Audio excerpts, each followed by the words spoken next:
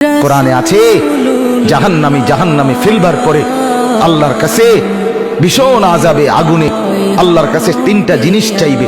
জাহান্নামী বলবে, আল্লাহ এত কষ্ট না দিয়ে আমারে মৃত্যু দিয়ে দেন। আল্লাহর কসম, কোরআনে আল্লাহ বলেন, আল্লাহ বলবে, না রে বান্দা, লা ইউখদা আলাইহিম ফায়ামুতু, জাহান্নামে কোনো মৃত্যু নাই।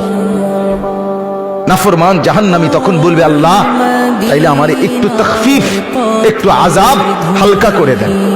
আমারে মাসে একটা দিন কদ্দুর বিরতি দেন, 24 ঘন্টার মধ্যে আমারে 10টা মিনিট হইলেও কদ্দুর আলগাত রাখেন, আমি আর পারছি না মাওলা।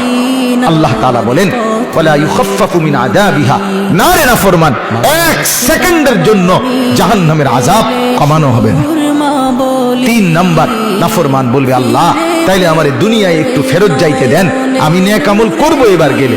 আল্লাহ বলেন, যেদ্দুর হায়াত দিলে নেক আমল করা যেত, ওদ্দুর হায়াত দিয়েই তোমারে আনছি, আর ফিরবা না। কাল্লা, না না, দুনিয়ায় ফেরত যাওয়া যাবে না, চাইলে মরতেও পারবে না, আযাবও হালকা হবে না, দুনিয়াতেও ফেরত যাইতে পারবে না। তো কি করবে? ক্বাল ইখসাউ ফিহা, আল্লাহ বলেন, ইখসাউ ফিহা, তুমি নাফরমান জাহান্নামের মধ্যেই পড়ে থাকো, ওয়ালা তুকাল্লিমুন, আর কোনো কথা বলবি না, শুধুই আযাব ভোগ করতে থাকো।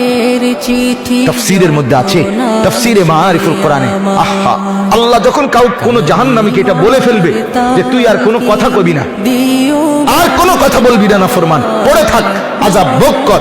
তাফসীরে মাআরিফুল কোরআনে লিখছে, জাহান্নামী আর মানুষের আর করতে হবে না, শুধুই ঘেউ ঘেউ করবে, কুকুরের মতো আর গাধার মতো।